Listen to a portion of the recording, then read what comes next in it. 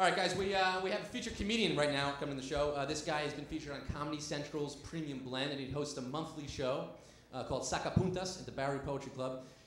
He's going to do some sports comedy for you now. Ladies and gentlemen, Dan Allen. Dan Allen, everybody.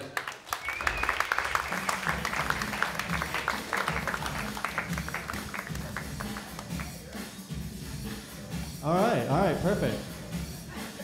This is, thank you for preparing the stand for me.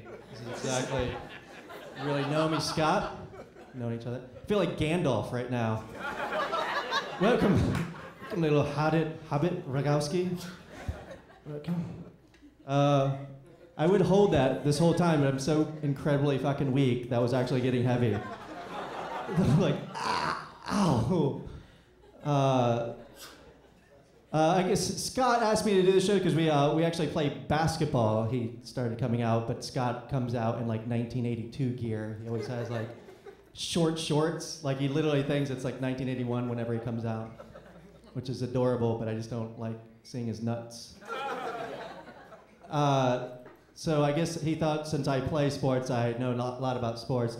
But I think I trick people into thinking that I know a lot about sports because I'm able to throw out like names like someone was talking about like the Giants. I was like, oh yeah, Sims. Phil Sims. But what they don't know, like I literally think Sims still plays for the fucking Giants. Like I can like refrigerator Perry. Really, my knowledge is isolated to like 84 to 88. But I sound like, holy shit, this guy knows his shit. And I also learned a lot about sports, obviously, through video games. I grew up in the South, so like hockey, Higgins is back there. I didn't know what icing was. Like I had no fucking clue what icing meant in my Texan, Floridian life. But I knew from Sega Genesis that you turn it off. It's annoying. It's the shittiest rule in the world. You're like this. How can you play this game with icing on? I still don't know what it is, but it's just like, fuck that. I know the Penguins were awesome in the '95 NHL hockey. I know Mario Lemieux was 66 because he was fast. I know 77, you wanted to get in a fight with that dude. I don't know who he is. But you big brawny 77. I know that Tecmo Bowl was racist. You ever played the old school, like 1985 Nintendo Tecmo Bowl? Like I'd always choose like the Minnesota Vikings. You just do a run play, you do the opposite, or whatever. But I'd love playing the Raiders, and I'd love Bo Jackson, only because when you scored a touchdown at the very end, when they do the high five, it's just two white guys high-fiving each other. Like, so whenever Bo Jackson succeeds, he becomes white. Yeah. It's awesome. It's like, that was very subversive information for me. No, I played a little sports. I was in t-ball. Big time. I really want to go professional t-ball, but they didn't have that. And but it was so sad. Like t-ball is sad when you're watching and you see people strike out in t-ball. Like that's like the most pathetic thing you ever see. Like, are you fucking retarded? Like, do you have extra chromosome? Like, why can't you hit this ball? And I was not only was I t-ball, but I played right field, which is like the worst position in the world. Like that's where like they really like you have like too many thumbs. You know, they put you out in right field. But what I didn't know, I always told people I was left field because I was an actor and I thought I was like stage left. So I was like, I'm left field. They're like, oh, cool. And then when they walked out, I was like, oh, that kid just lied to me. And then but yeah, so I was basically inside a lot with my brothers. We just like play Nintendo, and we'd watch sports, and we watched like all the Bears, the Bulls. And but the only thing when you put little kids in there, because we had like a single mom, we were like latchkey kids, and we're watching like WrestleMania and all the cage match. Like you can't leave kids there for like 3 hours, you know, like unsupervised. If you don't know what latchkey kids, that's what it is. When you have no supervision. So basically my job was to, when we get off the bus, I was supposed to come home and make sure that, because my little brother is like Chris right here, and then my little brother Nate, adorable little Nate, he was like the Jesus Christ of the family. He could do no wrong. My job was basically get off the bus, take him home, don't get raped. That was, I literally, she's like, don't let him get raped. I'm like, oh, I'm like 10 years old. I'm like, okay. I barely know what it means. So we basically have to like walk home, like kind of like our hands on our asses, like, don't get raped, don't get raped. No, and then we'd get in, I'd lock the door, and I'd call her at UPS. I'm like, we weren't raped. And she's like, great. And so then we become like this. I mean, after watching, so much like wrestling and fighting and whatnot, we just start beating each other. And to combat that, what you do is you'd put like a little task list on the refrigerator. She would give us chores to make sure that we wouldn't be beating each other. So as the oldest child, she's like, you have to do the kitchen and the bathroom. So she would do that.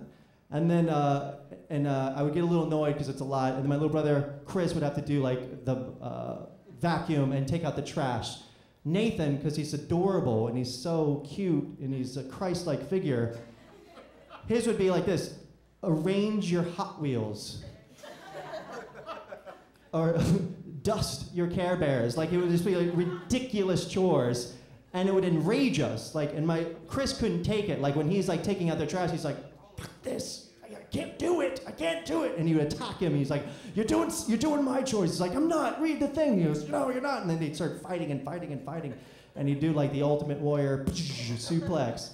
And so as a big brother, I'd have to step in and like stop that. And but inside I'm like, yeah, fuck him up, punch him. And but it's getting a little bit much because he's like 5 years younger. I can't touch him. But this other one's like a year younger, year and 10 months. So he's touchable. Like, I can, not like in a bad Mark Foley touchable, but like punch him touchable. And so I'm stopping him from fighting, but you end up fighting, and then he's fighting back. I'm like, you don't want this. You don't want to keep fighting. And so finally you get to that big brother stage, where you have your like knees on them, and you're just like, you're digging into their biceps and you're punching. Well, he got up and he got to that breakdown, when you're crying, he's like, and he's just like that psychological, like he's really in a bad place. And so he runs for the bathroom, and he gets into the bathroom and he locks himself. And I'm gonna go and like open up the door, and he did something that scares me to this day. I mean, because he really was like, you never want to like a caged animal. But right when I was gonna break into the door to beat him some more, he opens up the door and he looks at me and he's like,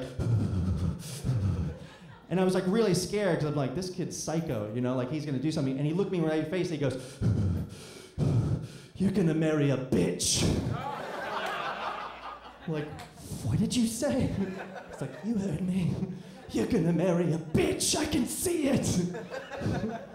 And then he slammed the door, and I was just like, immediately started crying. I'm like, take it back, take it back. I still haven't gotten married to this day. Like, I'm so frightened of this little marital oracle. Yeah, so I did other sports. I played football. But it was weird. I played split end. I don't even know if is that even a fucking team member? Split end? Wrap it up. You're like this, wrap it up. You're like this, you're like, yeah, it is, but I don't really want to hear it. It's split end, yeah. It's split end. You know what? I will end on this then, Mr. Rogowski, which I pronounced correctly, not Rogowski, as everyone else does. But I used to write sport headlines. And it was really exciting at first in college. I'd get to write down like Yankees shot down the Blue Jays, or Raptors tamed the Mavericks. And it was like really fun for like the first year. But then after like the second year, I just wanted a shotgun in my mouth. I'm like, I can't write these anymore. Like I'm dead inside. So I started wedging in humor, and so I wrote one. I go, Red Sox bleached the White Sox. And it got through. And then I threw in this one, and I wrote, Supersonics created an artificial gravitational field so strong and created a black hole that sucked away the suns. I thought it was awesome. And my editor freaked out, and he came out, he's like, what the fuck are you doing out here? This is what I pay you for? He goes, keep it simple, 3-4 words. I go, okay, how about this? Padres molested the Twins. Thank you so much. Get out. Dan Allen. Thank you so much.